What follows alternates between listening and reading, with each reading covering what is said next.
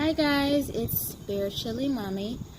I just wanted to make this video talking about POTS syndrome and pregnancy.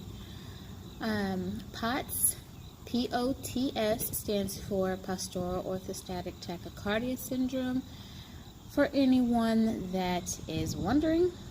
And I've had POTS pretty much my entire life. I wasn't diagnosed until I was an adult. I think I was 23 when I was officially diagnosed, simply because it's not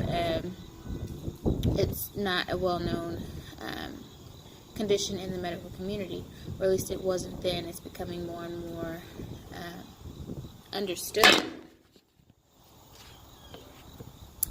As the time goes on, it's becoming more and more understood.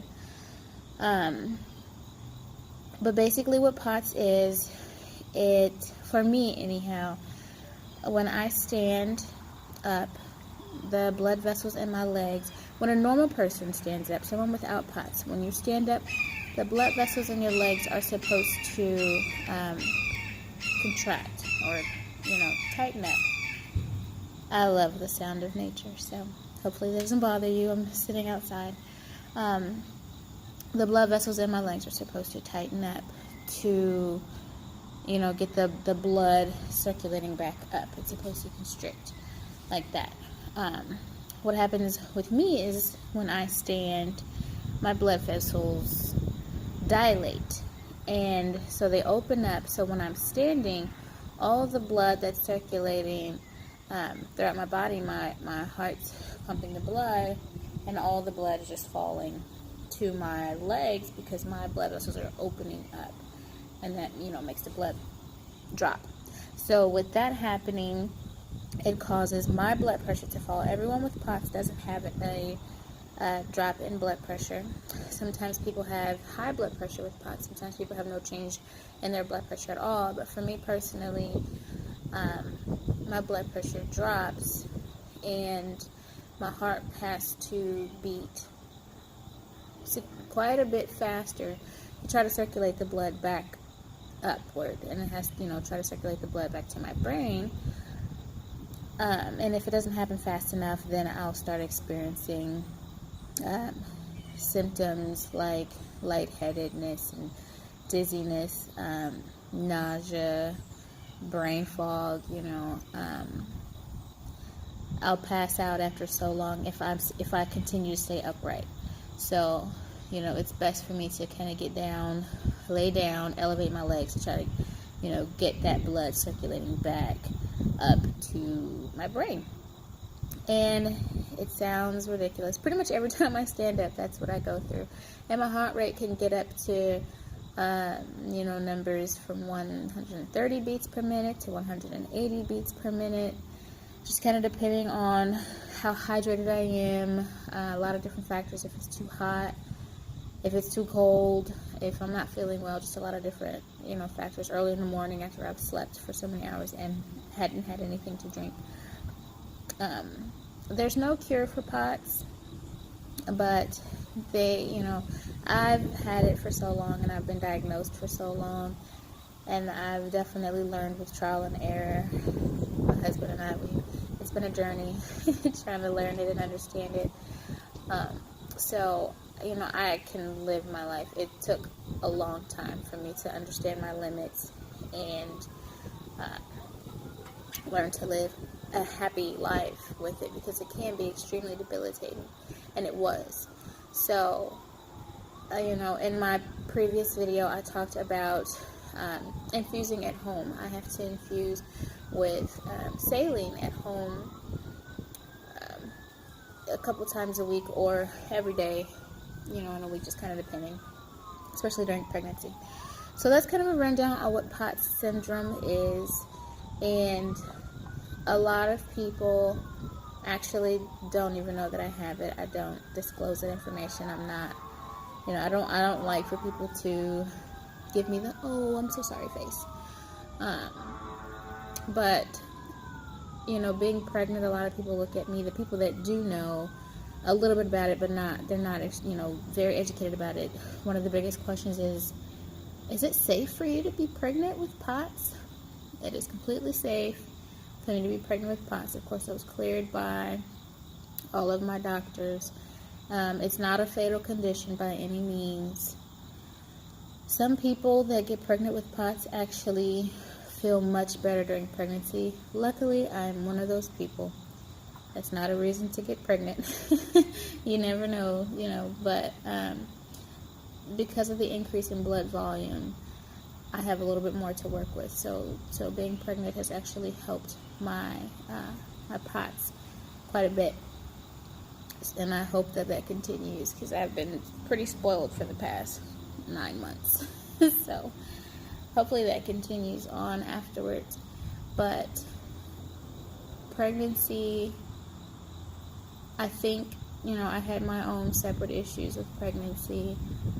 I mean, it was a healthy pregnancy, but, being sick, just hormonally pregnant, sick, the first half of my pregnancy made it really hard. But POTS-wise, I've actually felt better being pregnant than I have in a really long time.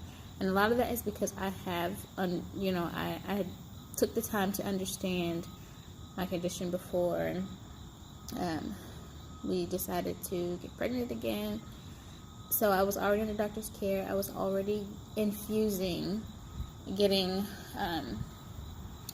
daily infusions or bi-weekly infusions in my port. This is a little bit of my port. You can kind of see it.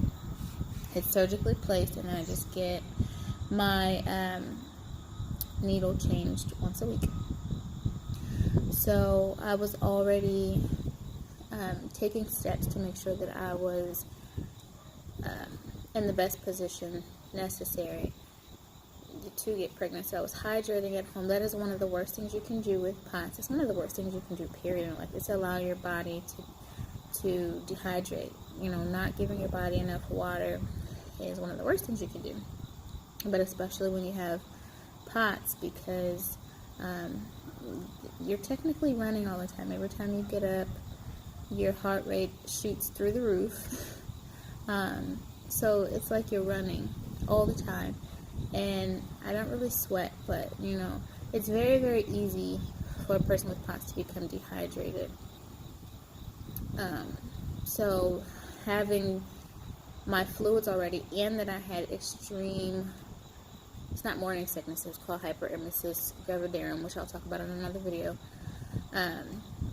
Because I had that, and I was constantly vomiting at the beginning of my pregnancy, having those fluids already available to me made my pregnancy a little bit easier. So I just wanted to answer that question. I do have POTS syndrome. I've had it for pretty much my entire life, but I was just diagnosed 7.5 years ago, I think. So it's definitely been a journey, but I'm glad that I'm here. I'm glad that I've made it this far. I'm really hoping that it, doesn't fall on me like a ton of bricks after I have baby girl.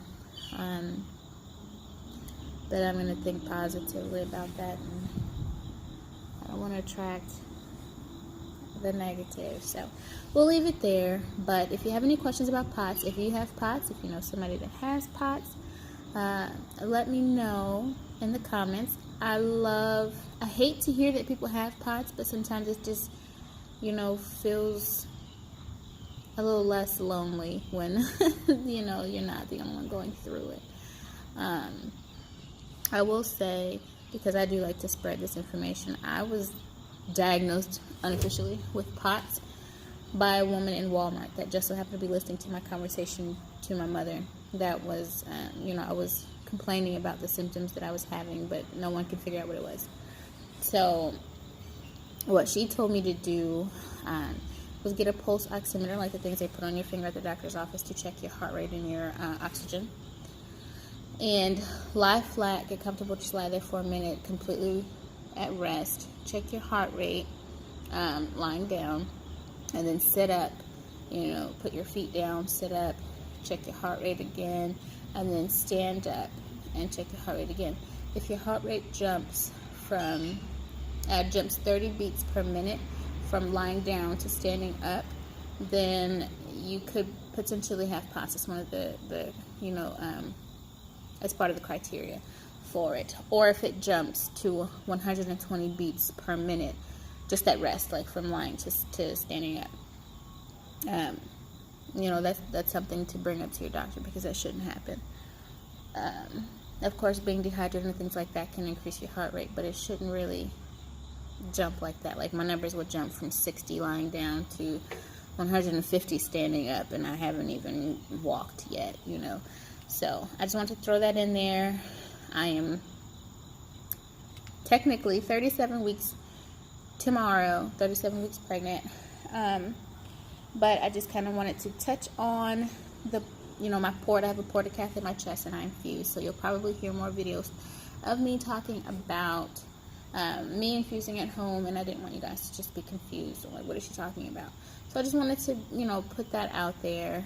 Again, if you're familiar with POTS, if you've heard of it, if you lived with it, I would love to talk to you. I love talking to people about it, educating people about it, because it wasn't a well-known condition, especially when I first started going through it. So leave me a comment down below, like this video, definitely subscribe to keep up with my the end of my pregnancy journey and mommyhood thereafter, and I will see you guys next video. Bye.